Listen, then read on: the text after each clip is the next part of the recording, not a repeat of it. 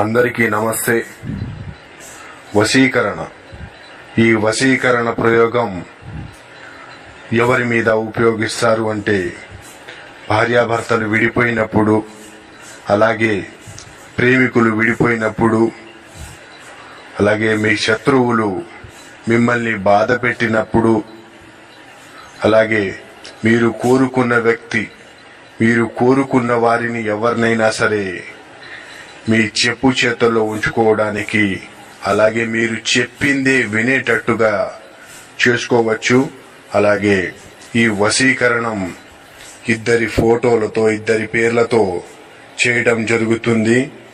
అలాగే మీ ఇంట్లో పిల్లలతో సమస్యలున్నా, అత్తామామలతో సమస్యలున్నా, మీకు ఎటువంటి సమస్యలున్నా కానీ పరిష్కారం అనేది తప్పకుండా లభిస్తుంది.